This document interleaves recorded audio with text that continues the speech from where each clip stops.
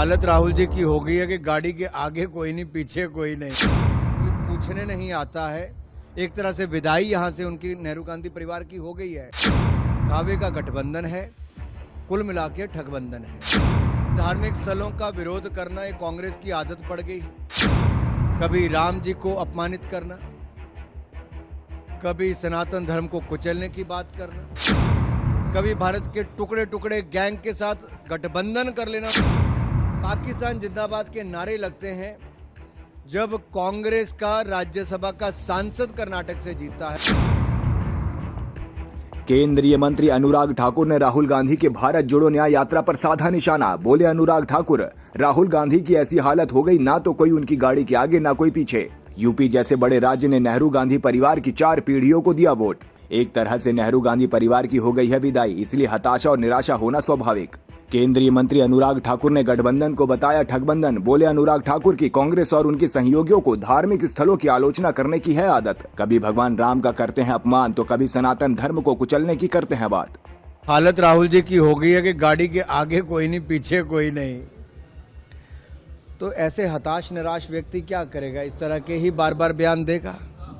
जब जनता सुनने को नहीं आती, उत्तर प्रदेश जैसा बड़ा राज्य जहां नेहरू गांधी परिवार की 4-4 पीढ़ियों के लिए वोट मिलता था, सीटें जीतते थे, आज वहां पर उनकी सुनवाई नहीं, कोई पूछने नहीं आता है। एक तरह से विदाई यहां से उनकी नेहरू गांधी परिवार की हो गई है। तो हताश और निराश तो वो दिखेंगे। ये दिखावे का गठबंधन है, कुल मिला के ठगबंधन है। देखिए, धार्मिक स्थलों का विरोध करना ये कांग्रेस की आदत पड़ गई है और कांग्रेस के गठबंधन के जो सहयोगी हैं उनकी भी।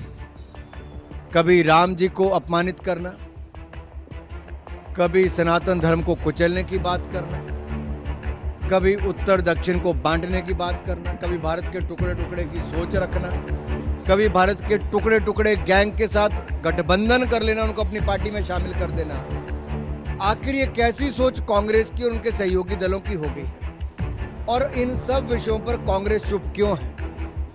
पाकिस्तान जिंदाबाद के नारे लगते हैं जब कांग्रेस का राज्यसभा का सांसद कर्नाटक से जीता है, लेकिन श्रीमान राहुल गांधी और मल्लिकार्जुन खड़गे जी कुछ नहीं कहते, पर्दा डालने का काम करते हैं, छिपाने का काम करते हैं।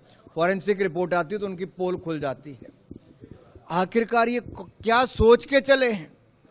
क्या सत्ता में आने के लिए देश के टुकड़े टुकड़े करने का संकल्प, एक बहुसंख्यक आबादी को अपमानित करने का, सनातन धर्म को कुचलने का, देश को बांटने का, जाति के, क्षेत्र के, धर्म के आधार पर बांटने का?